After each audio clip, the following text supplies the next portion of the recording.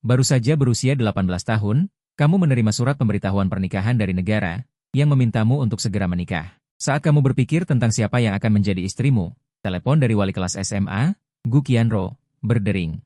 Qin, apakah kamu tidak berencana untuk mencoba kuliah? Ya, saya ingin memfokuskan energi saya pada tujuan anti mata manusia. Penuh semangat, Gu Qianro memuji. Sekarang banyak anak laki-laki memilih untuk bersantai dan tidak mematuhi kebijakan dasar nasional satu istri per tahun. Egois dan tidak mau menikah lagi. Tidak banyak yang sepositif kamu.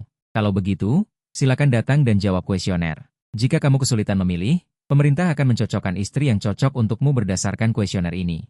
Baiklah, melewati jalan yang familiar, kamu tiba di gedung sekolah dan melihat wali kelas yang cantik berdiri di depan pintu kantor.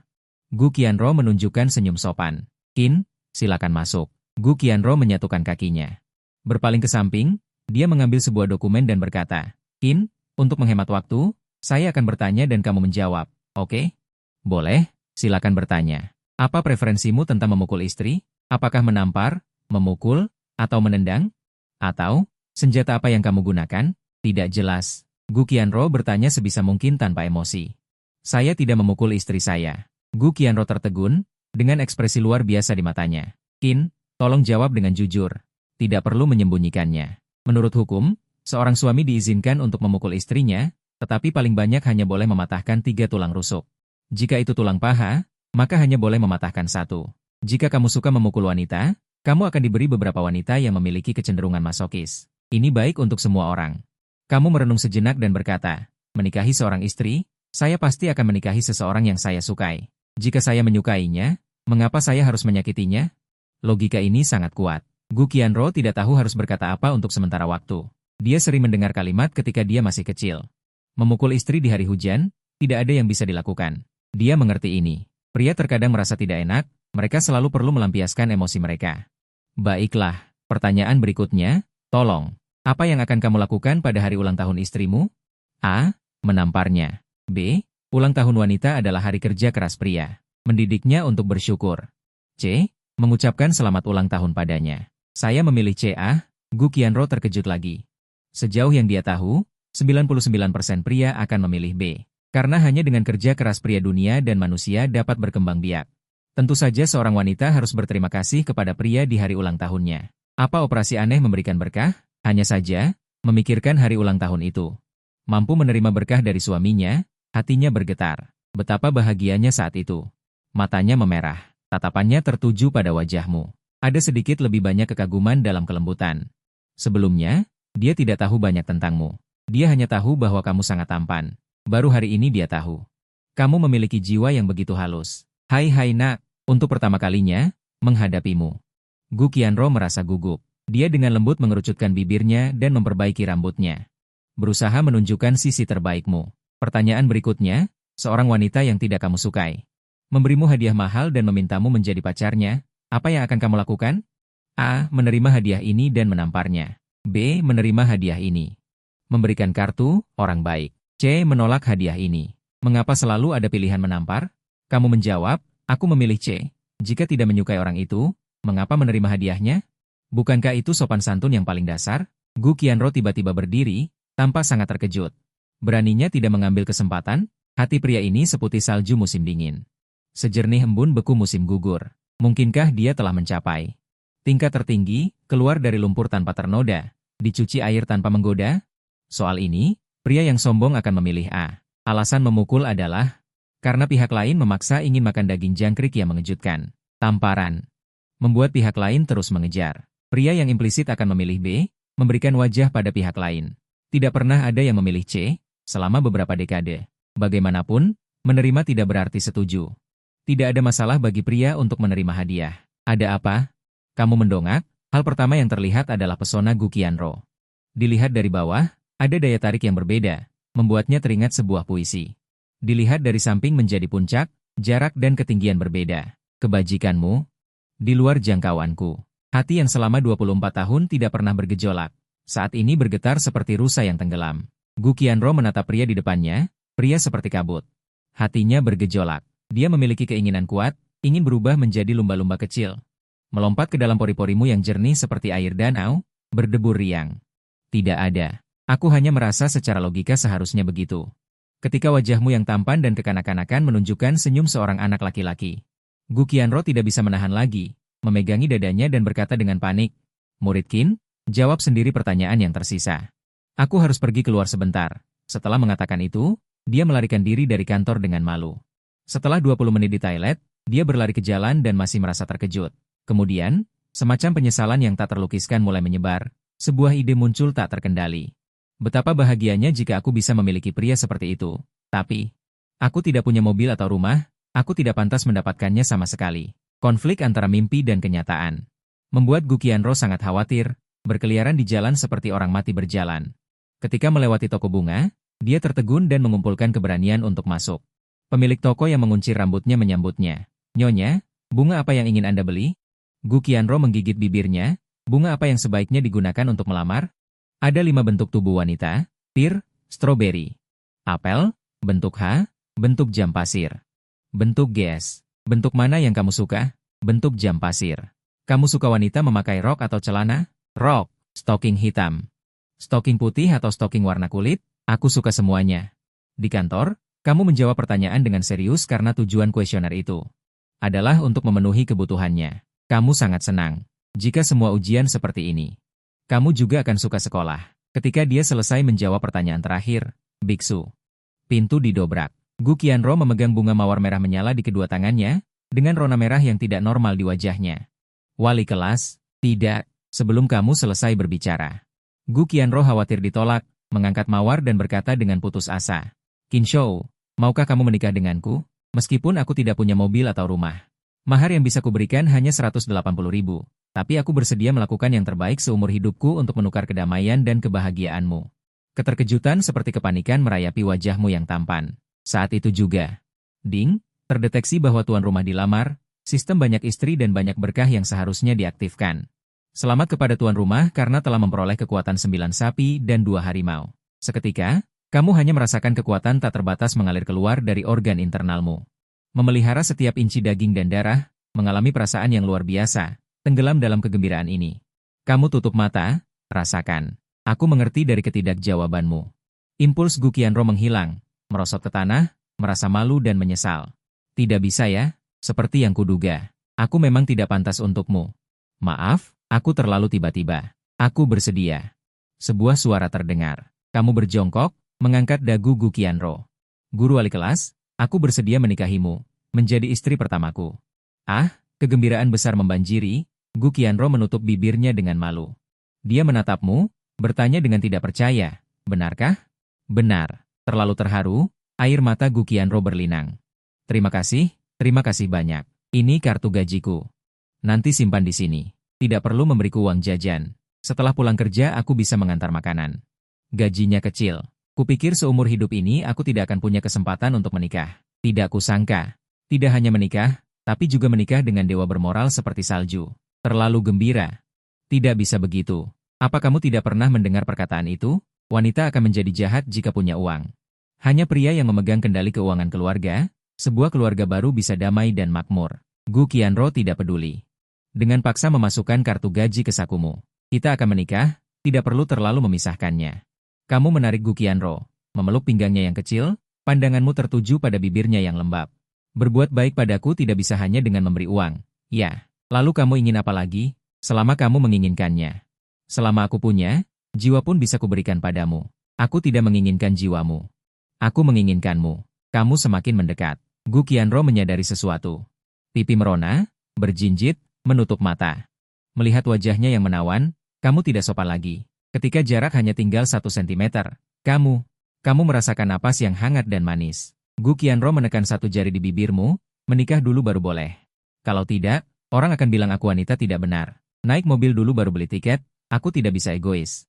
Kamu telah merusak kepolosan pemuda keluarga Liang, mari kita ambil KTP masing-masing dan bertemu di depan kantor catatan sipil. Bagaimana, murid Qin? Semua terserah kamu. Kenapa masih memanggil murid Qin? Suami. Wali kelas, kamu sangat imut. Kenapa kamu masih memanggilku wali kelas? Sayang Qianro. Setelah berpisah denganmu, Gu Qianro bergegas pulang, merasa sangat bersalah karena belum pernah memberikan hadiah. Ditambah keinginan kuat untuk berbagi, dia mengeluarkan ponselnya dan menelepon sahabatnya. "Kian, aku akan menikah, ya ampun. Mimpi apa lagi ini? Kamu tidak punya mobil, rumah, atau uang? Pria mana yang mau menikahimu?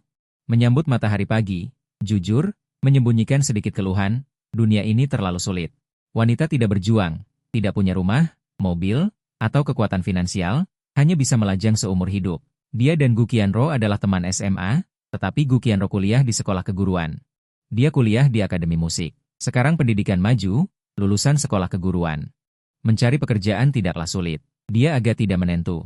Mengikuti beberapa audisi menyanyi, tetapi bahkan tidak lolos seleksi awal. Sekarang hanya bisa melakukan pekerjaan serabutan. Untuk sekadar menghidupi diri sendiri. Aku serius, hari ini akan mendaftar. Hadiah apa yang disukai laki-laki? Aku ingin memberinya hadiah yang terasa seperti seorang suami. Langit masih langit yang sama, jalanan masih jalanan yang sama. Tetapi Gu Qianro bisa merasakannya. Berbeda. Semuanya memiliki makna baru. Mulai sekarang, jika ada yang bertanya apakah buburku hangat, akan ada seseorang yang berdiri bersamaku saat senja. Ada yang membawaku bermain debu, ada yang bertanya apakah malam sudah larut. Pria seperti ini. Dia tidak mempermasalahkan kemiskinanmu. Ya Tuhan, orang baik mendapat balasan baik.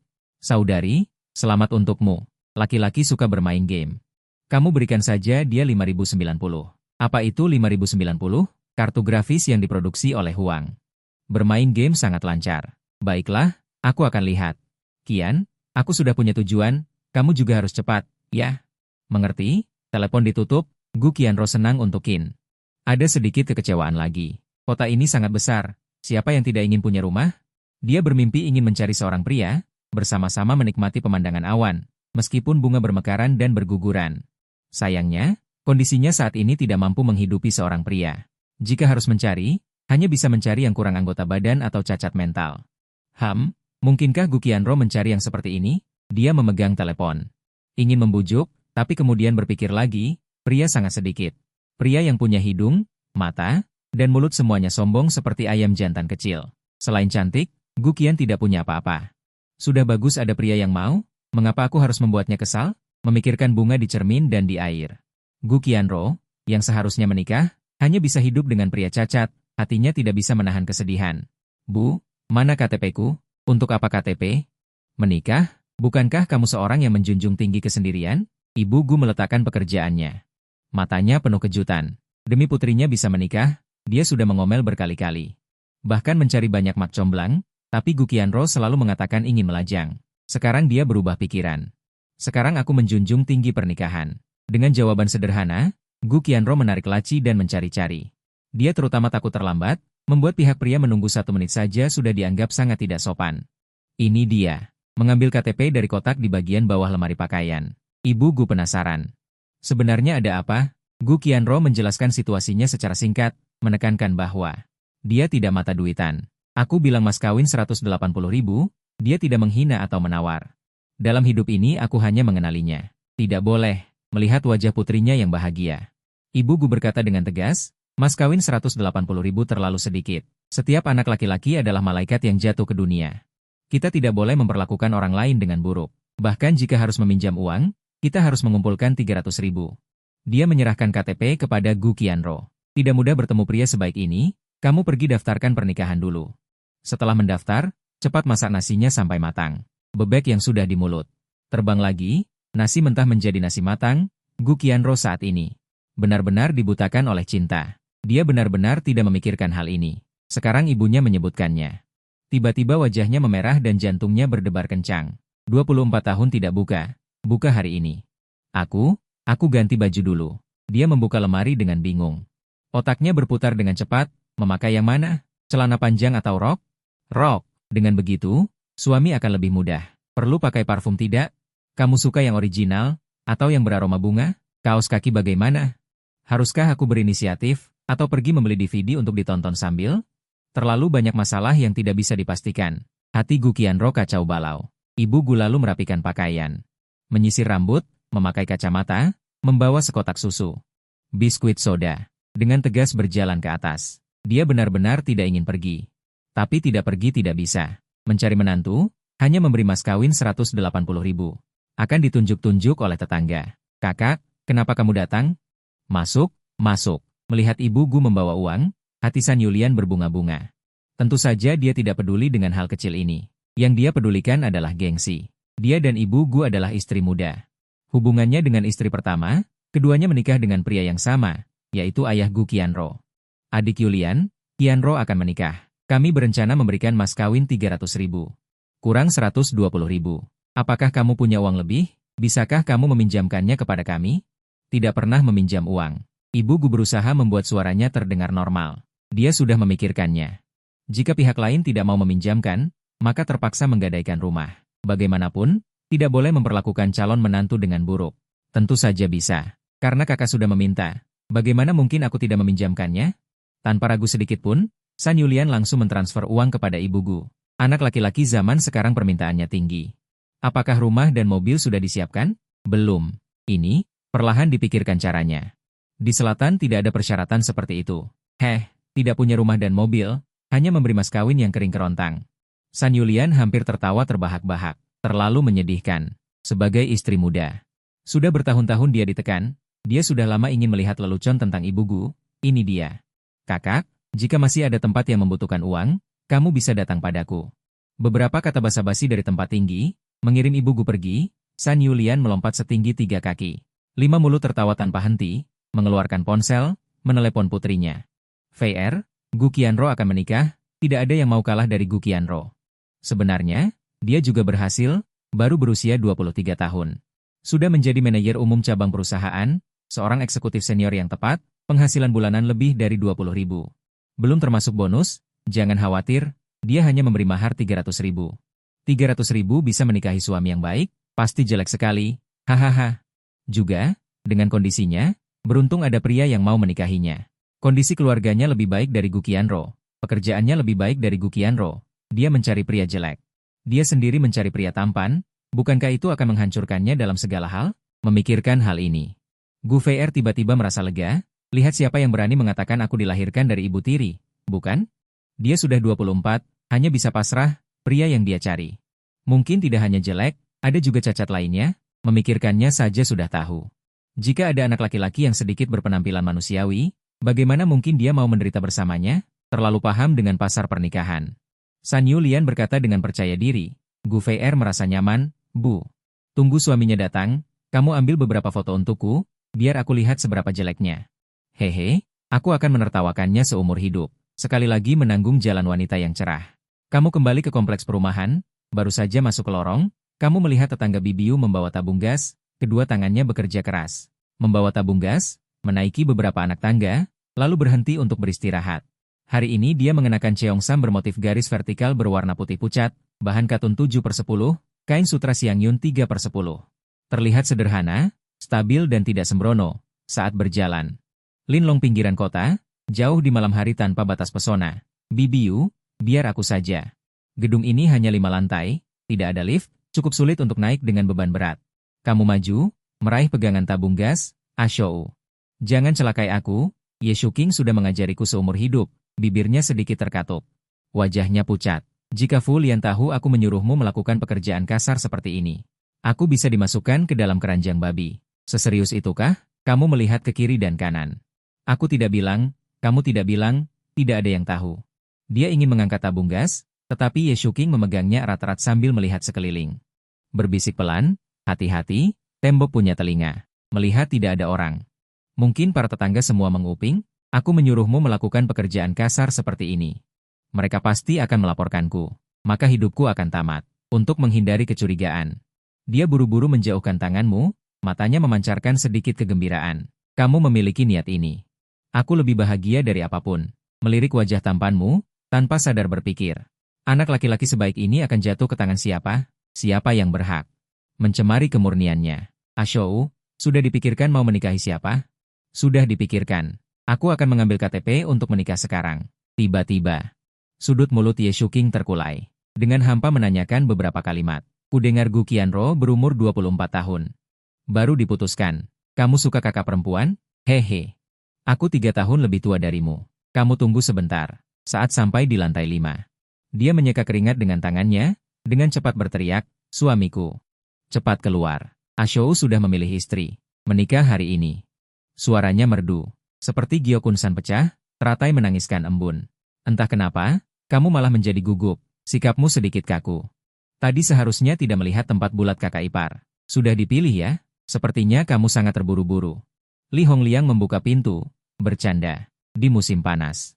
Dia mengenakan sweater hitam, memegang termos berisi goji merah dan mulberry hitam.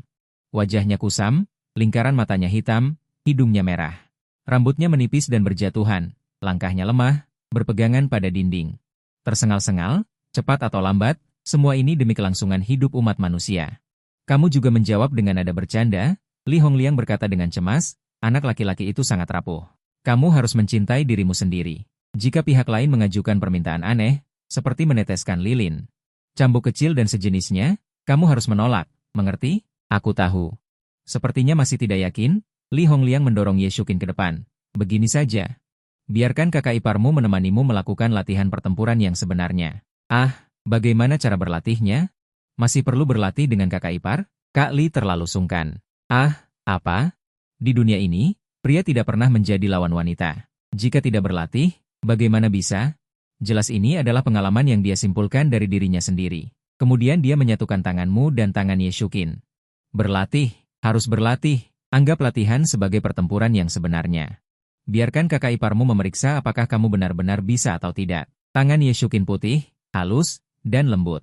Hanya dengan menyentuhnya saja, kamu sudah merasa mati rasa. Saat ini dia, Qin menundukkan tangannya, bibirnya mengerucut erat, matanya berkilauan dengan gelombang musim gugur. Pupil matanya yang hitam legam sedikit berputar, seolah sedang menunggu sesuatu. Karena jaraknya terlalu dekat. Kamu bahkan bisa merasakan manisnya napasnya. Kali, apa yang kamu katakan? Jangan bercanda. Mungkin karena terlalu banyak kegagalan yang diderita di kehidupan sebelumnya, kamu menghadapi keindahan yang datang tiba-tiba. Selalu memilih untuk menghindarinya. Kamu segera menarik tanganmu. Kemudian dia melihat. Cahaya di mata Ye Shuqin meredup hingga menyakitkan. Dia tidak mengatakan apa-apa dan menatapmu dengan kecewa. Berbalik dan kembali ke kamar, suasananya tampak stagnan. Kamu dengan canggung menggosok-gosok tanganmu. Oke. Untuk meredakan rasa malu, Li Hongliang berdeham beberapa kali.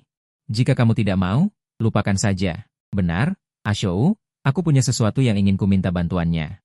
Kali, jika ada yang bisa kubantu, katakan saja. Baik Li Hongliang maupun 9 kakak iparmu, pada akhirnya baik padamu.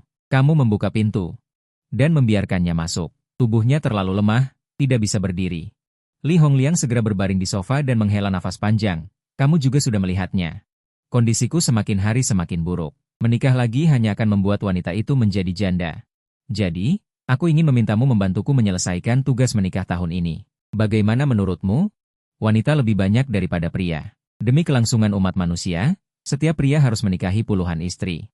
Dengan begitu, semua orang akan memiliki suami dan tidak ada wanita yang merasa dirugikan. Pria yang sudah menikah dengan istri secara otomatis masuk ke dalam daftar kesejahteraan negara. Kesejahteraan dibagi berdasarkan tingkatan, semakin banyak anak yang dilahirkan, semakin tinggi tingkatannya. Li Hongliang menikahi 9 wanita, tetapi tidak menghasilkan 1 anak pun. Tingkat kesejahteraannya sangat rendah. Jika dia menikahi 10 dan masih tidak bisa memiliki anak, tingkat kesejahteraannya akan terus menurun. Alasannya sederhana, 9 ibu tanpa hasil berbeda tingkatannya dengan 10 ibu tanpa hasil. Tingkat ketidakmampuan berbeda. Soal tubuhnya, ini salahnya sendiri karena tidak memahami strategi menikahi istri.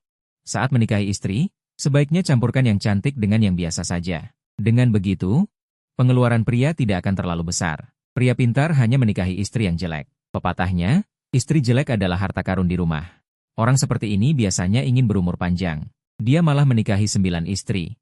Semuanya sangat cantik. Bagaimana dia bisa tahan? Begitu? Belum 30 tahun. Kamu masih muda? Hebat. Aku justru ingin menikahi lebih banyak. Kamu langsung menyetujuinya. Kamu berbeda dari pria biasa. Kamu memiliki sistem banyak istri banyak rezeki. Semakin banyak menikah, semakin banyak untung yang didapat. Li Hongliang tidak menyangka kamu begitu mudah setuju. Dia terharu. Terima kasih. Adik, aku benar-benar berterima kasih. Kamu tidak tahu? Berapa hari ini aku sangat khawatir. Ambil uang beberapa puluh ribu ini, jangan merasa sedikit. Dia mengeluarkan 30.000 yuan dari sakunya dan meletakkannya di tanganmu. Kak Li, aku sama sekali tidak akan menerima uang ini, tetapi aku punya satu hal yang ingin merepotkanmu. Dorong kembali uang itu. Kamu segera mengajukan permintaan bantuan. Apa itu? Katakan. Bahkan jika itu adalah pembunuhan atau pembakaran, kakak akan melakukannya untukmu. Ekspresi Li Hongliang mengendur. Kembali ke sikap lapang dada biasanya. Kamu menunjukkan ekspresi sulit. Kak Li, Terus terang, istri pertamaku tidak bergaji tinggi. Di rumah juga tidak banyak uang, demi kehidupan masa depan istri kedua. Aku ingin menikahi wanita kaya, tetapi wanita kaya sulit ditemukan. Bantu aku mencarikan. Serahkan ini padaku, kawan. Aku pasti akan mencarikan wanita cantik dan kaya untukmu. Li Hongliang orangnya tidak sabaran, dia langsung pergi mencari tahu, tutup pintu. Ambil KTP-MU, bersenandung, pergi ke kantor catatan sipil. Sedikit terlambat, kamu tidak terlalu memperhatikannya, justru tidak baik jika pria terlalu tepat waktu. Pria pemalu seharusnya terlambat, seharusnya berlama-lama. Setengah hati, ini namanya harga diri dan cinta diri, suami. Melihatmu, Gu Qianro menutup mulutnya, matanya memerah. Karena gembira dan terharu, kupikir kau tidak akan datang. Saat pelajaran biasa, Gu Qianro selalu mengenakan celana panjang, kali ini dia mengenakan gaun panjang bermotif bunga-bunga, dengan pita di pinggang. Roknya mengembang, stoking sutra membuat betisnya terlihat sangat halus dan berkilau, di kakinya ada sepatu hak tinggi ujung runcing berwarna coklat muda. Begitu, berkurang 3 bagian keseriusan, bertambah 2 bagian kelincahan. Yang paling kamu sukai adalah setelah dia menjatuhkan rambutnya, dia lembut seperti air. Satu kamar tidur dan satu ruang tamu memberikan rasa aman dan tenang. Kalung perak di lehernya tampak halus dan elegan. Bodoh, kenapa aku tidak datang? Menyesal ya? Aku tidak punya mobil atau rumah, sama sekali tidak pantas untukmu. Aku tidak tahu apakah aku terharu atau diejek. Air mata Gu Qianro mengalir dari matanya, membasahi bulu mata yang panjang, dan jatuh dari kedua sisi hidungnya yang mancung. Dia mengulurkan tangan untuk meraih lenganmu, seperti seorang gadis kecil, tidak mau melepaskan mainan kesayangannya. Merasakan ketergantungannya padamu, yang kamu sayangkan adalah air matanya, yang benar-benar mengalir. Aku bilang akan menikahimu, aku pasti akan menikahimu. Kamu sudah tampan. Setelah memiliki kekuatan 9 lembu dan 2 harimau, kamu menjadi hormon berjalan. Begitu kamu muncul. Banyak gadis yang mengintip, melihatmu menyeka air mata seorang gadis, sangat terkejut. Ya ampun, aku tidak salah lihat kan? Pria itu benar-benar menyeka air mata seorang gadis. Dia tidak takut membuat dirinya lelah. Apakah dia lupa bahwa dia adalah pria terhormat? Sungguh tidak tahu malu. Yang penting, dia terlalu tampan. Menarik Gu Qianro ke kantor catatan sipil, Bapak, Ibu. Halo, peraturan terbaru, pria menikah. Hanya perlu membawa KTP. Wanita menikah, hati wanita perlu menyelesaikan tes prediksi bertahan hidup. Sebagai seorang istri, harus dari lubuk hati mengembangkan kesadaran pelayanan, kesadaran tanggung jawab, kesadaran untuk menyenangkan, barulah bisa merawat suami yang hebat. Mendengar ini, Gu Qianro langsung gugup. Dia sudah bertahun-tahun menjomblo dan tidak banyak berinteraksi dengan pria. Takut tidak lulus. Di bawah bimbingan petugas pendaftaran pernikahan, mereka berdua tiba di sebuah ruangan tanpa jendela. Mendapatkan lebih dari selusin lembar ujian. Soal pertama ujian adalah, suamimu dan ibumu jatuh ke air bersamaan. Siapa yang akan kamu selamatkan duluan? A. Suami. B. Ibu kandung. Melihat soalnya. Memilih A. Kamu penasaran, kenapa? Ibuku dibesarkan di desa nelayan. Dia bisa menahan napas di bawah air selama 5 menit. Aku menyelamatkanmu lalu menyelamatkannya. Masih sempat. Tidak menyangka akan mendapatkan jawaban yang begitu jujur. Kamu tersenyum. Aku menunggumu di luar. Membutuhkan waktu hampir 1 jam, Gu Qianro lulus tes prediksi bertahan hidup.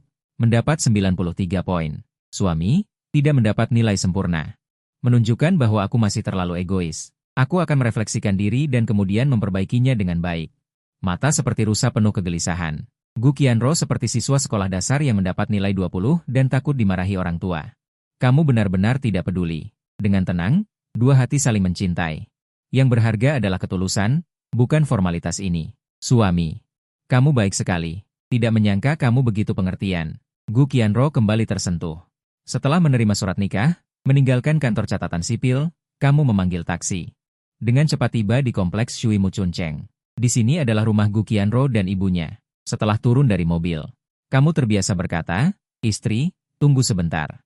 Saya pergi membeli oleh-oleh. Gu Qianro terkejut, itu ibuku. Bukan ibumu, kamu tidak punya kewajiban untuk berbakti, aku hanya membeli sedikit. Setitik demi setitik, dalam tatapan penuh syukur Gu Qianro, kamu pergi membeli sedikit teh, buah-buahan, rokok, dan minuman keras kembali. Gu Qianro segera mengulurkan tangan untuk mengambilnya. Sambil berteriak, suami, budimu. Aku tidak akan pernah bisa membalasnya. Kamu tidak enak badan, biar aku yang membawanya. Membawa barang sedikit, sama sekali bukan apa-apa bagimu. Gu Qianro melihat sekeliling, berbisik, jika kamu membantu orang lain, mereka akan bergosip. Biarkan mereka bicara. Apa kita tidak bertani hanya karena mendengar suara jangkrik? Kamu membawa hadiah memasuki kompleks perumahan, suara diskusi di sekitarnya silih berganti, dunia ini benar-benar merosot. Moral manusia sudah tidak seperti dulu, seorang wanita dewasa, membiarkan seorang pria membawa barang. Sungguh tidak tahu malu, pria sudah cukup lelah di rumah, keluar pun masih disuruh bekerja. Terlalu menindas, bukan? Pria itu sangat tampan. Mengapa diperlakukan seperti ini oleh Gu Qianro? Katak berkaki dua pernah kulihat, tapi pria membantu wanita membawa barang, belum pernah kulihat. Melihat semakin banyak orang menunjuk-nunjuk, Gu Qianro tidak bisa mengangkat kepalanya. Kamu memberikan hadiah itu padanya. Kamu saja yang bawa. Baiklah, suami. Gu Qianro tersenyum menerima, merasa lega, melihatnya kembali normal. Semua orang menghela napas lega. Begini baru benar, wanita seharusnya menjadi pelayan pria. Tepat pada saat ini, kamu mengulurkan tangan di tempat. Menggendong Gu Qianro ala putri. Para penggosip yang bersemangat itu. Mata mereka hampir copot, beberapa bahkan jatuh terlentang. Rumah Gu Qianro ada di lantai 12. Ibu, kami pulang. Memperkenalkan suami kepada keluarga. Gu Qianro bersemangat sekaligus sedikit malu. Pintu terbuka. Ibu Gu menatapmu, mundur beberapa langkah, mulutnya ternganga. Tahu menantu akan datang, dia berdandan khusus, mengenakan pakaian berwarna krem. Gaun panjang bermotif geometris dari bahan yang kusut, modelnya lurus. Belahan di kedua sisi rok, mengenakan sandal flat coklat, riasan yang kasual. Sangat menonjolkan kelembutan, ini juga suasana yang ingin dia ciptakan untukmu, satu-satunya yang tidak dia duga. Menantu terlalu tampan, tidak punya mobil, tidak punya rumah, mas kawin juga tidak bisa memberi banyak. Dia berpikir, selama menantu sehat jasmani, punya hidung dan mata, itu sudah cukup. Pemuda di depannya ini sangat baik, tingginya 185 cm, tampan dan gagah. Lebih tampan dari bintang pria di televisi. Putriku, dia, Gu Qianro, dengan bangga menggandengmu, dia adalah suamiku. Halo, Bibi, kau menyapa dengan nada lembut dan dingin, melirik Ibu Gu. Dia terlihat berusia 45 tahun, sangat rawat, kulitnya masih lembab. Rambutnya juga dikeriting, kerutan halus di sudut mata memancarkan keanggunan alami yang menua. Baik dari segi sosok maupun penampilan, dia sangat menawan, pasti wanita cantik saat muda. Pertama kali dipanggil Bibi oleh seorang pria, Ibu Gu merasa tersanjung. Agak tidak tahan, jangan, panggil saja aku Wang Chouni. Panggil saja aku Chouni. Chouni, nama ini sangat membumi. Hanya saja, sebagai menantu, memanggil ibu mertua Chouni. Selalu merasa ada yang tidak beres. Pokoknya, kau tidak bisa menerima ini, Bibi. Bagaimana bisa begitu? Juga, nama Chouni ini tidak enak didengar. Kalau begitu, panggil saja aku Xiao Wang. Ibu Gu gemetar dan sedikit menciut. Seolah-olah dialah tamunya, kau kembali tak bisa berkata-kata. Menantu memanggil ibu mertua Xiao Wang? Layakkah, agar kau bisa memanggilnya dengan nyaman, kau terpaksa memasang wajah. Menunjukkan sikap sedikit mabuk. Bibi, jangan suruh aku melakukan apapun lagi. Tidak, aku tidak pantas, sudah bagus putriku bisa menemukan suami. Bagaimana mungkin merasa enak hati menyuruh orang memanggil Bibi? Selalu merasa ada yang agak tidak sopan. Agak tidak membedakan antara raja dan abdi dalam. Bibi, tolong ingat, akulah kepala keluarga di rumah ini, mohon kerjasamanya, oke. Begitu kamu berbicara seperti itu, Ibu Gu langsung berdiri tegak dan bersemangat. Baik, semua mendengarkan Guye. Ibu Gu menyeka keringatnya dan mengagumi dengan wajah tertutup. Tidak kusangka, Guye ternyata bisa berbahasa asing. Oke, kedua huruf ini. Memiliki aksen Romawi yang kental, mulia. Bibi. Siapkan sedikit hadiah, jangan sungkan. Akhirnya bisa berbicara normal. Kamu menyerahkan hadiah itu. Kenapa masih membawa hadiah? Ibu Gu dengan sikap tersanjung. Gemetar sebentar, menerima barangnya, dan mempersilakanmu masuk. Menuangkan teh, mengambil kuaci, kacang tanah, kue kesemek. Sibuk sekali. Bibi, aku menantumu, pelan-pelan saja. Kalian sudah memberikan mas kawin, aku juga harus memberikan seserahan. Sama sekali tidak boleh. Mana ada laki-laki yang memberi seserahan? Kebiasaan buruk yang merugikan laki-laki seperti ini sudah tidak populer lagi. Baik Gu Qianro maupun Ibu Gu dengan tegas menolak. Kamu hanya bisa mengatakan, aku hanya memberikan 3 selimut. Ibu Gu baru merasa lega. Masih terlalu dermawan. 3 selimut ditukar dengan 300.000, ibu mertua masih merasa aku dermawan. Hari-hari kecil semakin penuh harapan. Tepat pada saat ini, San Yulian datang. Dia ingin melihat lelucon, melihatmu seperti orang bodoh. Langsung berteriak, aku pernah melihatmu. Kamu adalah aktor pria dari Yan Langnya, kan? Tidak, kamu lebih tampan darinya 200 kali lipat. Ibu Gu merasa bangga. Membual, ini calon menantu kami, namanya Qin Shou. Shou, ini bibi Sunmu. Kamu dengan patuh memanggilnya. Halo Bibi Sunmu. Dibandingkan dengan Ibu Gu, San Yulian 3 atau 4 tahun lebih muda. Dalam hal pakaian, dia jauh lebih modis. Bagian atasnya adalah sweater rajut bergaris horizontal. Mengenakan jam tangan tali sempit berkilauan, menonjolkan kulit seputih batu giok. Bagian bawahnya adalah rok berhuruf biru tua. Terlihat elegan dan cerdas. Kakinya memakai sepatu hak sedang berwarna merah. Setelah dicuci oleh waktu. Ekspresinya cerdas, biasanya dimanjakan. Halo, halo. Aduh, sangat tampan. Bisakah kita berfoto bersama? Benar-benar orang bisnis. Dia dengan cepat kembali normal, antusias dan ceria. Kamu tidak menolak. San Yulian mengambil ponselnya dan mengambil beberapa foto. Aroma parfum berlapis-lapis menyerbu lubang hidungmu. Tidak lama mengobrol. Memberimu amplop merah besar. San Yulian dengan bijaksana pergi dan kembali ke rumah. Dia gemetar karena marah. Mas kawin 300.000 ternyata mendapatkan suami yang sangat tampan. Keberuntungan macam apa ini? Dia merasa sangat tertekan dan berbaring linglung di sofa kulit. Tidak ingin bergerak sama sekali. Saat ini, telepon putrinya berdering. Bu, sudah melihat suami Gu Qianro? Seberapa jelek dia? Apakah seperti buah dan kurma bengkok atau keledai, kuda, sapi, dan domba? San Yulian tidak berdaya. Seperti katak. Gu Feier tertawa terbahak-bahak. Menemukan kodok. Dia adalah pangeran katak. Mengirim foto itu. San Yulian menghela napas panjang.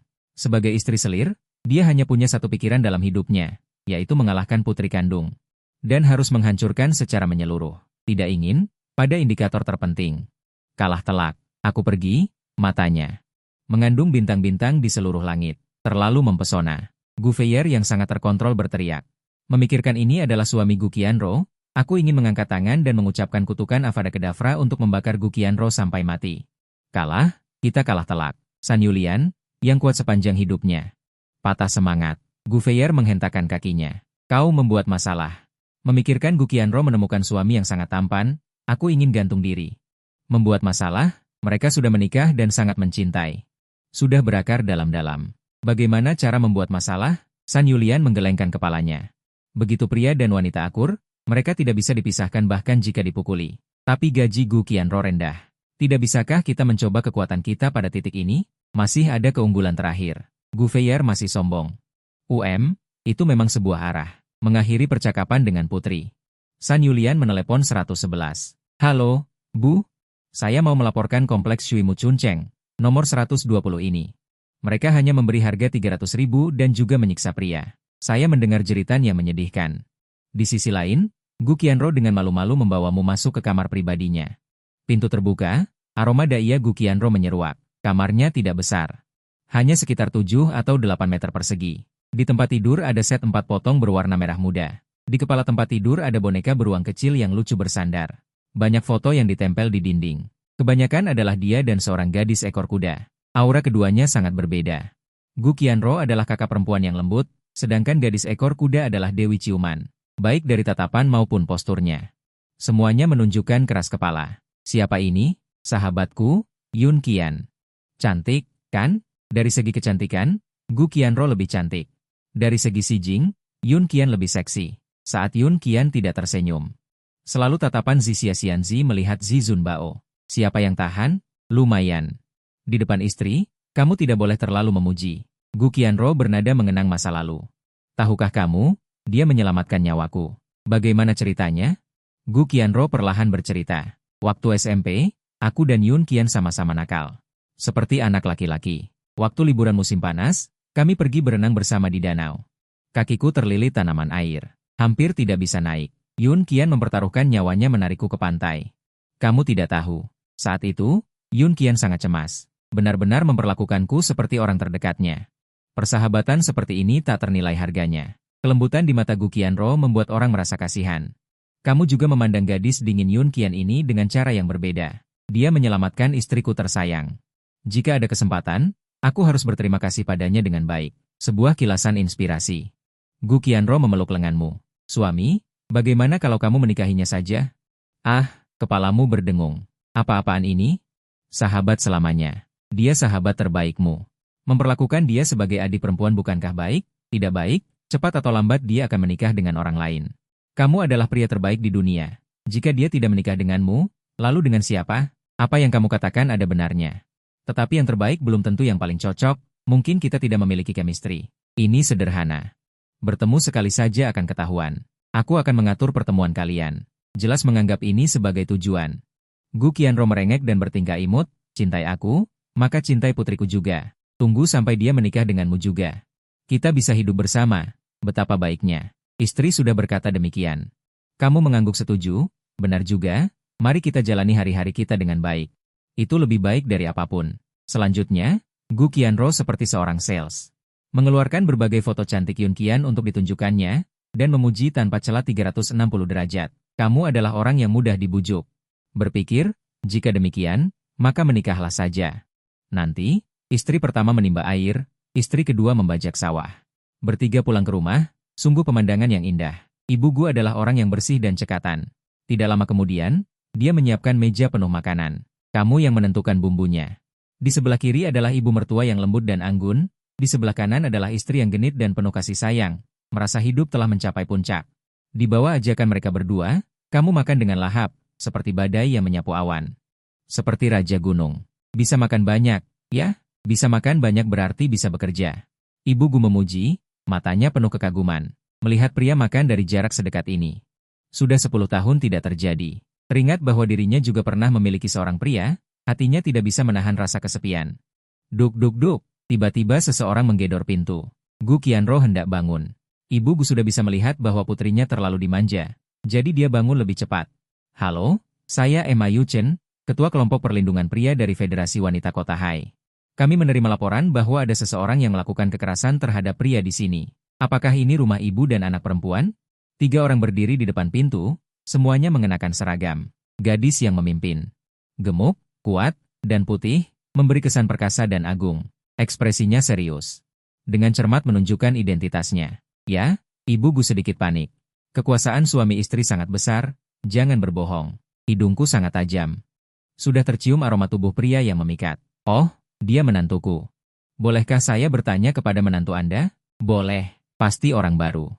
Ma Yu Chen tampak licik, melihat sekeliling di dekat pintu masuk, seperti detektif yang memecahkan kasus. Ketika dia melihatmu, dia tertegun sejenak, lalu dengan marah berkata, jika tidak ada pelecehan, bagaimana dia bisa berada di sini? Serak, serak, serak. Ketiganya mengeluarkan pentungan karet dari pinggang mereka, benar-benar bersiap untuk berperang. Gu Qianro sangat marah hingga. Apa yang kalian lakukan? Dia suamiku. Tidak pernah menculik. Jujur saja. Dengan tatapan, Ma Yu Chen berdiri di depanmu. Mereka berdua berdiri di belakangmu, membentuk segitiga. Dia benar-benar suamiku. Gu Qianro sangat sedih. Ma Yu Chen mendengus dingin. Sampai saat ini pun. Masih makan dengan sumpit yang sama, mencari-cari alasan. Dia mengeluarkan alat bundar dari sakunya. Menjelaskan, ini adalah alat tes penundaan. Cukup disinari saja. Dapat diperoleh skor penundaan. Kemudian dengan ramah berkata kepadamu, Tuan, bolehkah saya menyinarinya? Kamu mengangguk. Ma Yu Chen menyinari. Alat mulai menghitung skor, akhirnya berhenti di 99,9 poin. Semua orang di tempat kejadian menunjukkan ekspresi terkejut. Ma Yu Chen bahkan lebih percaya diri. Dengan ketampanan seperti ini, tidak lebih dari 5 orang di seluruh alam semesta. Hanya dengan ini, dia bisa menikahi pewaris grup Wan Yi dengan mudah. Jika tidak diculik, bagaimana mungkin dia berada di sarang serigala Zhang yang miskin ini? Gu Qianro, yang awalnya merasa percaya diri. Wajahnya pucat, tidak bisa berkata apa-apa. Dia tahu kamu tampan. Tapi dia tidak menyangka kamu setampan itu. Setelah diingatkan oleh Ma Yu Chen, dia juga merasakannya. Lingkunganmu dan keluarganya benar-benar tidak cocok. Seolah-olah seorang pangeran datang ke daerah kumuh. Sebagai orang tua, Ibu Gu bahkan lebih malu, menundukkan kepala, dan memilin ujung bajunya dengan jari-jarinya. Ketua tim Emma. Setelah 3 kali memastikan, Ma Yu Chen menyimpan pentungan karetnya. Menghela napas panjang, pernikahan dengan status rendah seperti ini sangat tidak stabil. Dia dengan waspada melihat sekeliling. Hui Dao, bolehkah saya tahu berapa banyak mahar yang diberikan? 300.000. Ibu dan anak itu sangat merasa bersalah. Ma Yu Chen saling melirikmu. Di pasar pernikahan saat ini, pria biasa-biasanya mendapatkan mahar sebesar 880.000 ketika menikahi istri pertama mereka. Untuk Tuan Qin seperti ini, mulai dari 10 juta. Dia berhenti sejenak. Dia menegakkan lehernya dan menatap ibu dan anak Gu Qianro. Perilaku tidak memberikan mahar yang cukup ini. Merupakan pelecehan mental yang jelas. Pernahkah Anda berpikir bahwa orang lain memilikinya? Dia tidak punya. Betapa sedihnya dia seharusnya. Dia menyeka air matanya. Dia membalas, dia baru 18 tahun, baru saja dewasa. Seperti bunga kecil yang baru mekar, tetapi Anda menghancurkannya seperti ini. Apakah masih ada keadilan? Apakah masih ada hukum? Apakah masih ada undang-undang? Suasana penyanderaan memenuhi udara. Ibu Gu, seperti seorang pelaku, melihat ujung kakinya tanpa berkata apa-apa. Gaun panjang itu menonjolkan lekuk pinggang yang bulat. Angin sepau-sepau bertiup. CUFA, wajah yang menawan menunjukkan rasa bersalah. Gu Qianro berkata dengan mata merah, bukan karena kami tidak mau, tetapi kami benar-benar tidak punya banyak uang. Ma Yuchen sama sekali tidak memanjakan. Jika tidak punya uang, Anda bisa menjual darah. Mengapa tidak menjual darah? Dia seperti senapan mesin.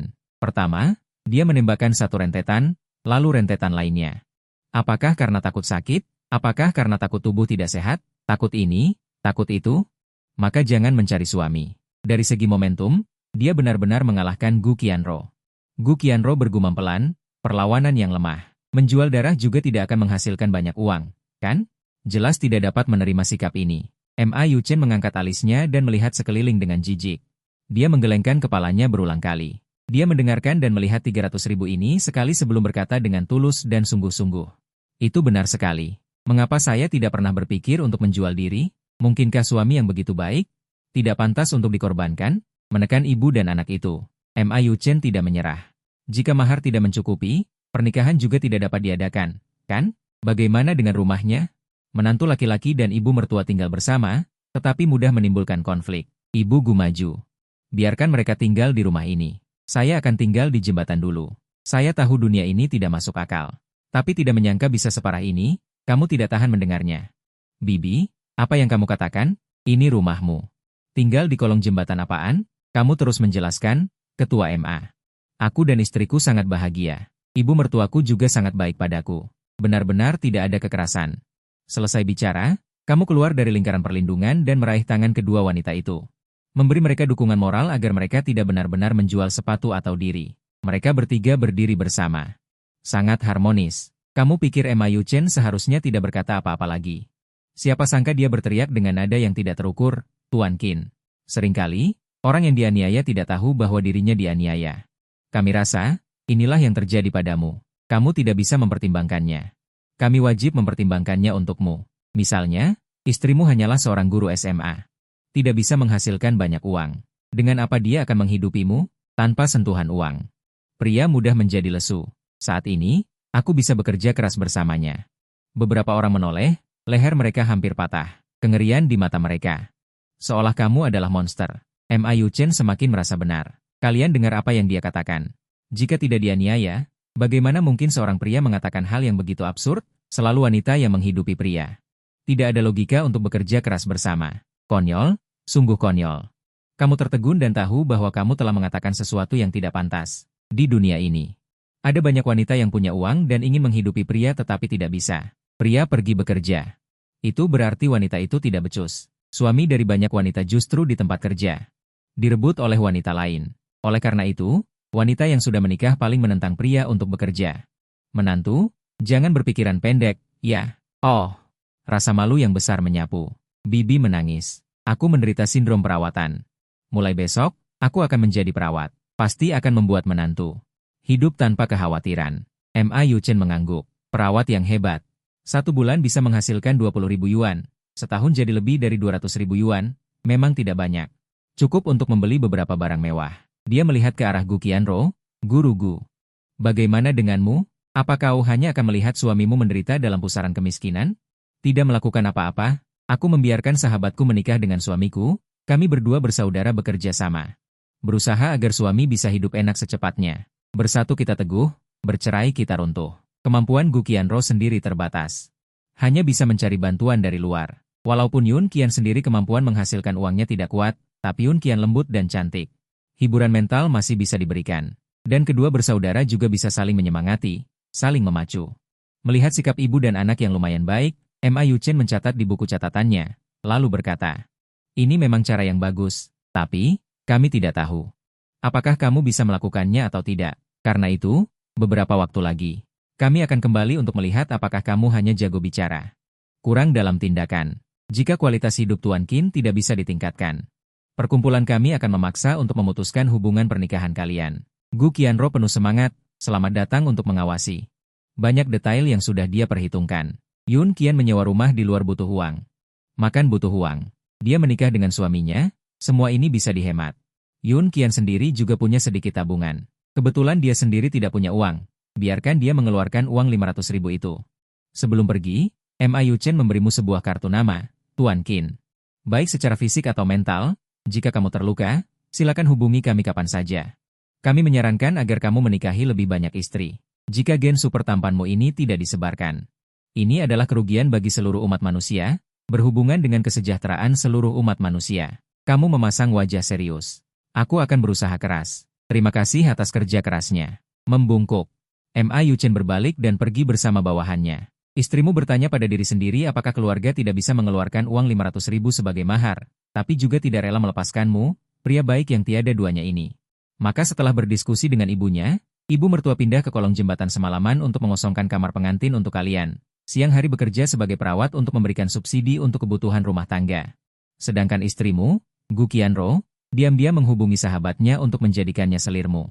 Melihat istrimu memaksa dengan susah payah, kamu terpaksa menyetujuinya. Keduanya berjalan ke jalan kecil di tepi sungai. Saat ini sudah pukul 5 sore. Yun Qian bertanya, kenapa kamu mencari istri dari kalangan miskin? Imajinasi cinta yang miskin, paling tidak dikhianati atau jadi kuning.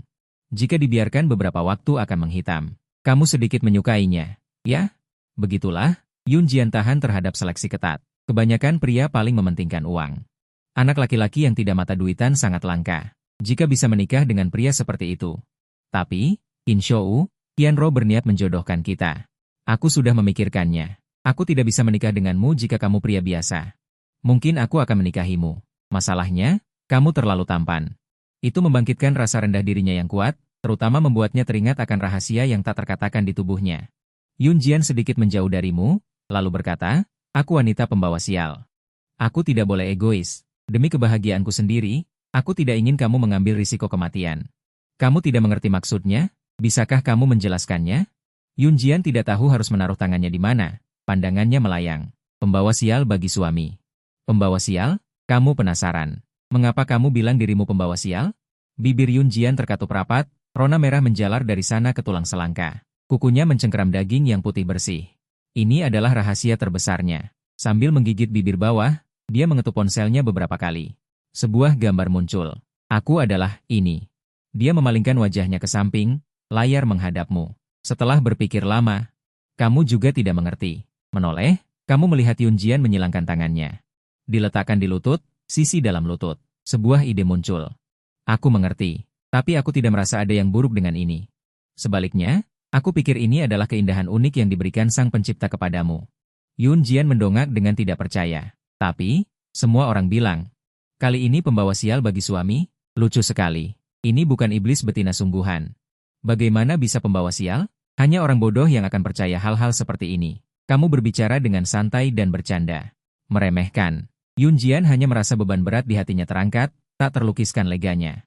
Letakkan gitarmu. Dia khawatir berlutut akan lebih mulus dari Dove. Binatang buas, kau mungkin satu-satunya di dunia yang tidak akan membenciku. Bisakah aku menikahimu? Kejutan datang terlalu tiba-tiba, kau terkejut dan bingung. Gu Qianro adalah sahabatmu, apakah tidak apa-apa? Yun Jian yang percaya diri berbicara dengan fasih. Baiklah, aku suka keluarga besar. Aku punya 7 saudara perempuan di rumah. Saat makan, kami semua berebut. Sangat harum. Mengapa kau mengatakan itu dengan benar? Kau merebut paha ayam, aku merebut sayap ayam. Yang lambat merebut hanya bisa menggerogoti tulang. Betapa meriahnya. Memikirkan pemandangan keluarga yang makmur dan meriah, kau menghela napas. Baiklah. Kalau begitu, aku akan menerimamu. Terima kasih, suamiku. Aku sangat senang. Yun Jian melompat dan berteriak ke arah matahari terbenam. Hei! Aku punya suami. Aku punya kekasih. Bagus sekali. Aku dan suamiku tidak akan pernah berpisah. Dia adalah kuburan, aku adalah pembunuhnya. Kita akan bepergian bersama. Yang terpenting, aku akhirnya bisa merasakan cinta. Setelah mengungkapkan perasaan gembira, Yun Jian meraih tanganmu dengan sungguh-sungguh. Menceritakan rencananya untuk masa depan. Suamiku, maafkan aku karena tidak bisa segera menikahimu.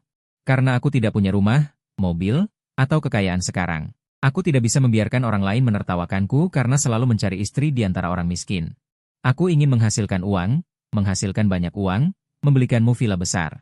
Membelikanmu mobil sport. Saat itu, Aku akan menikahimu dengan meriah. Merasakan ketulusan Yun Jian. Kau sangat tersentuh. Pihak lain begitu ambisius. Mengapa tidak menggunakan masa muda untuk berjuang bersamanya? Kau dan Yun Jian berpisah sebelum hari gelap. Sambil berjalan mundur. Kau menelepon Gu Qianro sambil berkata, "Halo, istriku. Datanglah ke rumahku malam ini untuk menonton Lust, Chow Tion. Kau belum pernah menonton film ini. Kudengar akting aktor utamanya sangat bagus. Tubuh aktris utamanya sangat bagus. Suamiku, aku juga ingin pergi.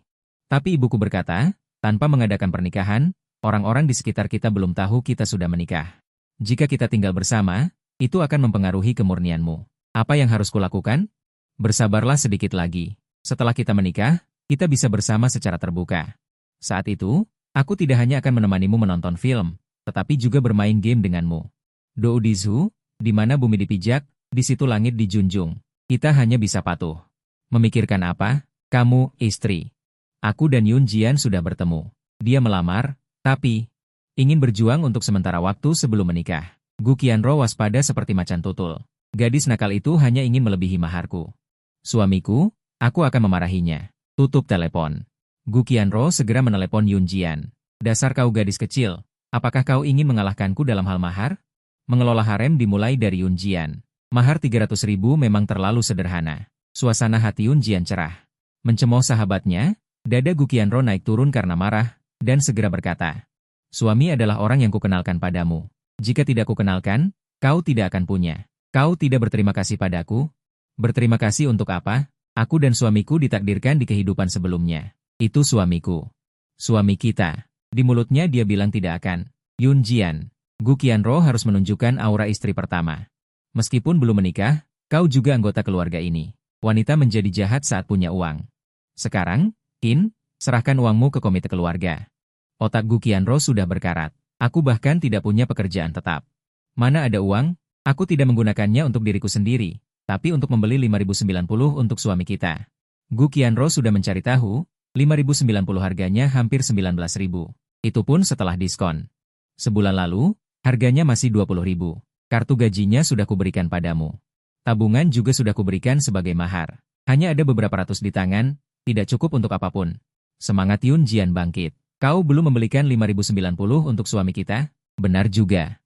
Suami kita masih menggunakan 4.090. Kasihan sekali. Karena ingin memberikan hadiah ini, Gu Qianro juga sudah mencari tahu secara tidak langsung, tahu kalau kau tidak punya 5.090. Kudengar performa 5.090 meningkat pesat. Setelah suami mendapatkannya, dia bisa bermain game 3D besar dengan lebih lancar. Aku akan meneleponmu sekarang, tidak boleh membuat suamiku miskin, kata M. Ali Leng. Yun Jian kakak mulai transfer. Ding, uangnya sudah masuk. Gu Qianro melihat 25.642 yuan, merasa ada yang tidak beres. Kenapa ada pecahan? Jangan berikan semuanya padaku, sisakan sedikit uang untuk makan. Demi membelikan suami 5.090, membuat sahabat kelaparan, sepertinya tidak baik.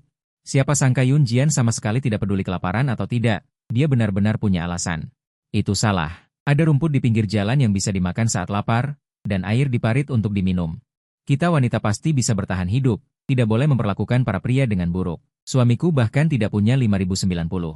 Aku menyembunyikan emas di tubuhku, minum 1 air setiap hari, dan menghisap air madu saat haus. Bahkan wanita dan anak-anak masih benar-benar berkultivasi. Betapa memalukannya kemewahan seperti itu? Meskipun tidak tahu kapan Yun Jian menambahkan bahasa kuno, Gu Qianro hanya merasa. Apa yang dia katakan sangat masuk akal. Seperti kata pepatah, jika suami tidak bahagia, itu adalah aib bagi seorang istri. Jika suami bahkan tidak bisa menikmati permainan, apa gunanya istri? Namun, 5.090 hanya membutuhkan 19.000, ada lebih dari 6.000 yuan sisanya. Gu Qianro ingin mentransfernya kembali ke Yun Jian. Siapa sangka puisi pendek Yun Jian. Seperti induk babi memakai bra, satu set demi satu set. Tidak cukup hanya membeli 5.090, juga perlu CPU kelas atas agar saling melengkapi. Juyan Bihuo, kamu juga tidak ingin suamimu ditembak di kepala oleh lawan saat bermain game karena kecepatan operasinya lambat, kan? Bagaimana bisa membiarkan suamiku tersayang menderita kerugian seperti ini? Gu Qianro sedikit cemas. Aku akan pergi membelinya sekarang, memberinya kejutan. Kalau begitu cepatlah pergi. Pasar elektronik ada di lingkar keempat, bolak-balik akan memakan waktu. Jika terlalu larut, tidak baik mengganggu istirahat suamiku. Oke, ayo pergi. Membayangkan suaminya senang menerima kartu grafis dan CPU, Gu Qianro penuh semangat. Dia hanya merasa suara angin di telinganya. Lebih baik daripada simfoni. Setelah menyelesaikan rapat keuangan grup hiburan Ruida, Ketua Bairuo ingin kembali ke kantornya dan terus-menerus memijat pelipisnya karena dia belum menikah. Ketua Bairuo ingin kembali ke kantornya sendiri, terus-menerus memijat pelipisnya karena dia belum menikah. Tahun ini, perusahaan membayar pajak lebih dari 20 juta lebih, yang membuat para direktur sangat tidak senang. Harus segera mencari suami, tetapi sulit sekali mencari yang disukai. Dia bergumam pada dirinya sendiri, menghela napas, meskipun wanita lebih banyak dari pria. Wanita kaya dan cantik seperti dia tidak kekurangan pria. Asalkan dia mau, dia bisa mendapatkan 10 atau 8 setiap hari. Hanya saja, persyaratannya terlalu tinggi. Yang dia inginkan adalah pria yang bisa membuatnya jatuh cinta pada pandangan pertama. Melamun tidak ada gunanya, lebih baik mencoba peruntungan. Setelah mendapat ide, dia memanggil sekretaris pribadinya, Jiang, "Ayo, temani aku ke Taman Siangkin." Keduanya duduk di atas Maserati. Begitu keluar dari perusahaan, mereka menarik perhatian banyak pria. Rasio pria dan wanita adalah 1:30. Bahkan jika seorang pria tidak melakukan apapun, mempertahankan kehidupan yang sederhana masih mungkin. Tetapi, untuk menjadi kaya raya, itu sulit. Oleh karena itu, banyak pria menganggap pernikahan sebagai jalan pintas, sebagai kelahiran kembali kedua. Semua ingin menikahi putri keluarga kaya dan langsung sukses besar. Sayangnya, putri bodoh dari tuan tanah terlalu sedikit. Sebagian besar putri keluarga kaya adalah orang yang cerdas. Mereka sudah memiliki segalanya, tuntutan mereka terhadap perasaan lebih tinggi. Tidak diragukan lagi. Bai Zhenyao termasuk dalam kategori ini. "Pergi bantu aku mengambil uang 100.000, kata sandinya 66. Maserati berhenti di depan sebuah bank. Bai Zhenyao mengeluarkan kartu bank dan menyerahkannya kepada sekretaris Jiang. Sekretaris Jiang sangat efisien, mengambil uang dan memasukkannya ke dalam tas. Setelah masuk ke mobil, dia bertanya, "Direktur Bai, sekarang semuanya pembayaran elektronik. Mengapa mengambil uang tunai? Kamu akan tahu nanti." Bai Zhenyao masih tampak percaya diri. Sekretaris Jiang tidak berani bertanya lebih lanjut. Tidak lama kemudian, mereka tiba di Taman Siangkin. Di dalamnya orang datang dan pergi, tidak ada habisnya. Setelah melihat beberapa informasi pria, Bai Zhenyao melihat beberapa dan terus mengeluh. "Apa-apaan ini? Wajah penuh lubang, tinggi 1,6 meter, berat lebih dari 200 kati. Tidak hanya ingin rumah dan mobil, tetapi juga mas kawin 880.000, perhiasan emas dan perak tidak boleh kurang dari 66 jin. Tongkat emas dan berlian, masih membuat harapan di sini. Lihat yang ini." Langsung bilang sendiri punya temperamen buruk, kalau temperamen buruk ya diperbaiki, bukan malah dipamerkan. Yang ini lebih keterlaluan, bilang apa lambat panas, padahal sudah kencan buta. Lambat panas apaan sih? Dilempar ke neraka aja biar mati kepanasan. Ah, yang ini lebih nggak tahan lagi. Dia sudah mematahkan kaki lebih dari 500 wanita. Mereka masih menganggap itu sangat maco. Aku yang temperamen seperti ini malah dijodohkan. Hanya dari data saja sudah terlihat perbedaannya. Pria sering menyebutkan kekurangan mereka. Misalnya temperamen yang buruk. Lambat panas, suka memukul orang, tidak mandi. Wanita malah mencantumkan kelebihan sendiri. Latar belakang keluarga, pendidikan, gaji, lemah lembut, patuh, rela berkorban. Rela memberi, dipukul tidak melawan. Mereka ingin mendapatkan pengakuan. Karena terlalu membutuhkan pengakuan orang lain, jadinya berada di posisi yang sangat lemah. Benar-benar merasa paling benar. Pada tidak terima dan berteriak, Bai Zhenyao membawa sekretaris Jiang terus berjalan ke dalam, menemukan di depan sangat ribut. Baik itu gadis remaja, sedikit, atau wanita tua, semuanya memegang ponsel dan mengambil gambar. Dan terus berteriak, "Terlalu tampan, izinkan saya mengambil satu foto. Sisa hidupku bergantung pada foto ini. Saya rela jadi anjingnya, izinkan saya mendaftar." Bai Zhenyao langsung tahu, pasti ada pria tampan di dalam. Tapi, terlalu banyak orang, sama sekali tidak bisa masuk. Semua berjinjit. Sekretaris Jiang tetap tidak melihat apapun. Dia sangat cemas seperti anak kelinci yang kehausan dan terus meronta-ronta. "Saya punya cara." Sambil membawa tas tangan, Bai Zhenyao berjalan ke tempat yang kosong. Mengeluarkan uang kertas merah menyala dari tas, menyebarkannya, lalu melemparkannya ke udara. Seketika, suasana menjadi kacau. Sekretaris Jiang langsung mengerti apa yang sedang terjadi. Berteriak keras, "Sini, ayo cepat ke sini. Ada yang menyebar uang." Semua lihat uang. Berbondong-bondong berlari untuk mengambil. Bai Zhenyao menyebar 50.000, lalu keluar dari kerumunan. Baru kemudian melihat. Di posisi pot bunga, duduk seorang pria memakai kacamata hitam. Usianya belum terlalu tua. Membungkuk, sekilas tampak seperti barang palsu, menarik perhatian Bai Zhenyao. Yang menarik perhatian adalah papan iklan berbentuk manusia di samping pria berkacamata hitam. Pria di papan itu memiliki alis seperti pedang, mata berbintang, dan wajah seperti mahkota batu giok. Hidungnya seperti empedu yang tergantung, bibirnya seperti babi yang memuntahkan harimau, pinggangnya 5 kali ukuran beruang, perut serigala punggung harimau, kaki yang, kedua telinga seperti palu di bahu, kedua tangan melewati lutut, memiliki penampilan matahari dan bulan. Sosok naga dan burung phoenix, sangat tampan, mengangkat.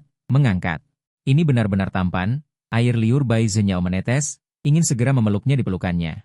Panggil dia sayang kecil. Li Hongliang dan Gao Hao menyerahkan selembar kertas dengan 4 jari. Tampan, kan? Persyaratan kami juga tinggi. Adik laki-laki kami bukanlah wanita yang memenuhi syarat untuk menyentuhnya. Rumah harus ditambahkan namanya, mobil harus di atas model Ferrari, dan juga memiliki kekayaan 1,88 juta. 50.000 yuan ini untukmu, mari kita cari tempat yang tenang untuk berbicara berdua. Bai Zhenyao langsung menyerahkan tas tangannya. Li Hongliang membukanya dan langsung tersenyum lebar.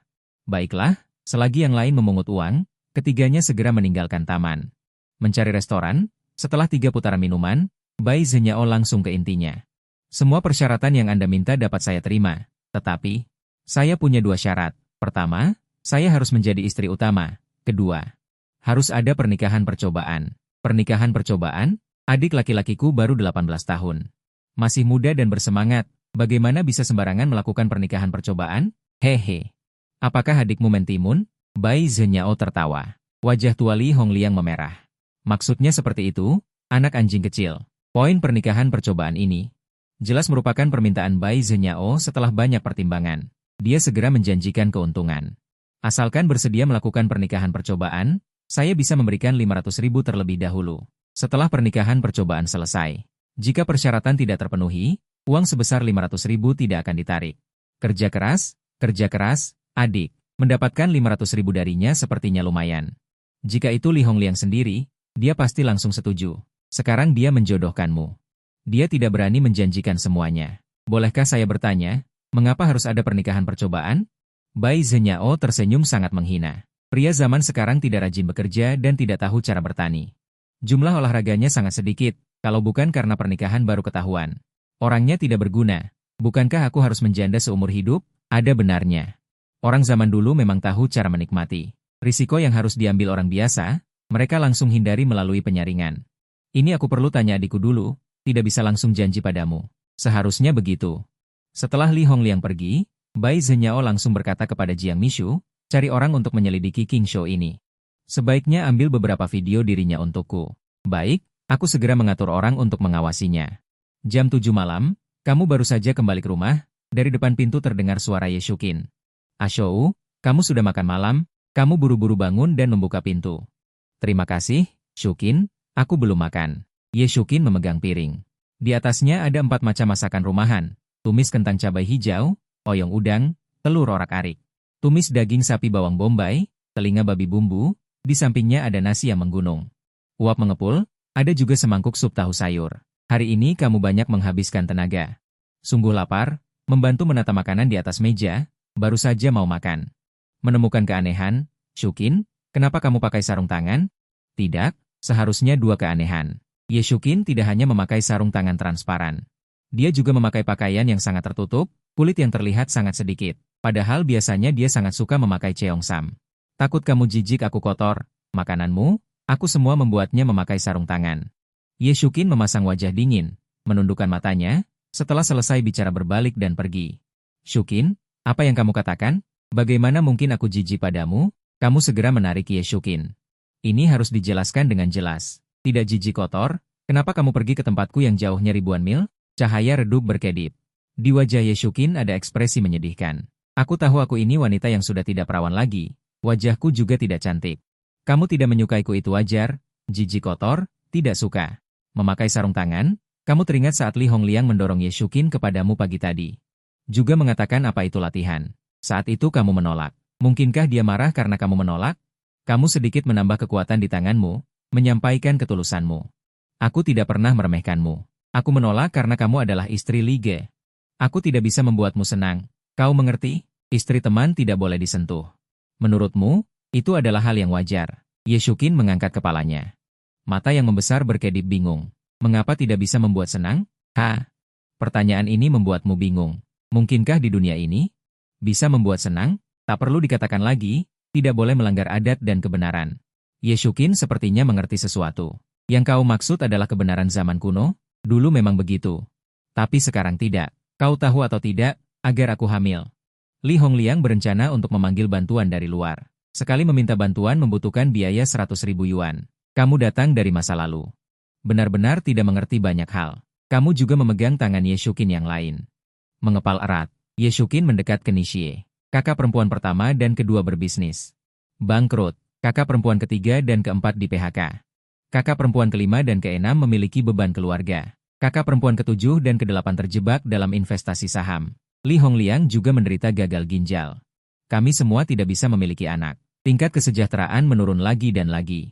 Melihatnya, tidak bisa dipertahankan lagi. Bahkan jika aku pergi bekerja, aku juga tidak akan menghasilkan banyak uang. Berbicara sampai akhir. Ye Shuqin menghela napas panjang, bercampur dengan kesedihan yang sulit diucapkan. Kamu seperti jatuh ke dalam gua es. Karena perlakuan terhadap pria lebih baik, kamu tidak pernah berpikir bahwa keluarga Li Hongliang menghadapi krisis ekonomi yang begitu serius. Pikirkan dalam situasi ini, Li Hongliang masih membiarkan Ye Shuqin mengantarkan makanan untukmu setiap hari. Dia tidak mau menerima uangnya. Tiba-tiba merasa sangat malu. Mengapa kalian tidak memberitahuku tentang hal ini? Mengapa? Sedih dan marah. Kamu punya uang di tangan. Belum termasuk mahar yang diberikan Gu Qianro. Ada juga ratusan ribu. Hasilnya, orang yang paling dipedulikan ternyata sangat miskin. Memberitahumu apa gunanya? Uangmu tidak cukup. Li Hongliang memiliki harga diri yang tinggi. Bagaimana mungkin dia menggunakan uangmu? Dia berpikir sebaiknya aku punya anak. Dengan begitu, tingkat kesejahteraan keluarga akan meningkat. Tapi kamu tidak mau. Seperti Li Hongliang tadi pagi. Dengan lagu patah hati memohon padamu, kamu tetap tidak mau. Saat mengatakan ini, kekhawatiran di hati Ye Shuqin tak tertahankan, dengan hati yang hancur menatap matamu. Kamu terkejut, kamu luar biasa. Paf, paf, paf. Kamu merasa seperti ditembak tawon oleh Jia Teline. Melihat mata Ye Shuqin yang tanpa kehangatan, dalam hati mengerti hari ini harus menaklukkannya. Tidak bisa lagi bersikeras pada moralitas kehidupan sebelumnya. Jika tidak, persahabatan bertahun-tahun akan hancur menjadi pecahan kaca. Kesalahan sebelumnya terutama karena dia kurang memahami kebiasaan dasar dan adat istiadat dunia ini, jadi tidak bisa menembus tembok di dalam hatinya. Sekarang hanya bisa ikut adat setempat. Setelah mengucapkan kata-kata tegas, Ye Shuqin dengan kuat melepaskan diri. Mengangkat kaki untuk pergi, tidak bisa masuk ke pintu. Dia meraih kenop pintu. Berhenti, punggungnya indah. Dia memberiku kesempatan lagi. Kamu membawa Aona bergegas mendekat, menariknya. Lepaskan aku, lepaskan aku. Bahkan jika aku mati kelaparan. Aku tidak ingin dikasihani olehmu. Kamu meremehkanku, kamu jijik padaku. Aku membencimu, aku membencimu. Ye Shuqin hanya ingin meninggalkan ruangan yang menyedihkan ini. Bahkan orang bodoh pun tahu saat ini tidak boleh melepaskannya. Saat itu, seseorang mengetuk pintu, kemudian terdengar suara yang sangat profesional. Tuan, halo. Pesanan makanan Anda sudah tiba. Makanan? Kamu tertegun. Dirimu tidak memesan makanan. Yang membuatnya merasa paling tidak tenang adalah, mengapa suara ini terdengar begitu familiar? Sepertinya pernah mendengarnya di suatu tempat, tetapi untuk sesaat tidak bisa mengingatnya. Kartu grafis 5090. CPU 9950X3D, sangat bersemangat, tanpa menunggu pintu terbuka sepenuhnya. Dia berteriak dengan keras, "Suami, ini hadiah untukmu." "Kamu siapa?" Melihat Ye Shuqin, Gu Qianro terkejut. Sudut bibirnya yang terangkat juga menurun. Mendengar kata suami, Ye Shuqin seperti diam-diam memakan char-siu di mangkuk orang lain. Menampakkan sedikit rasa malu, sambil berteriak ke arah hadiah itu. "Asyang, istrimu mencarimu." Selesai, pergi memohon. Qin pergi pukul 3 sore dan keluar pukul 2. Mengenakan pakaiannya, dia berlari kecil ke pintu. Melihat Gu Qianro yang berdebu, mengenakan jubah kuning pengantar makanan, memegang kartu grafis dan CPU model terbaru. Dia semakin merasa dirinya bukan apa-apa. Itu istri tetangga sebelah. Mereka tidak bisa punya anak. Dengan penjelasan yang ketat, keringat membanjiri dahinya.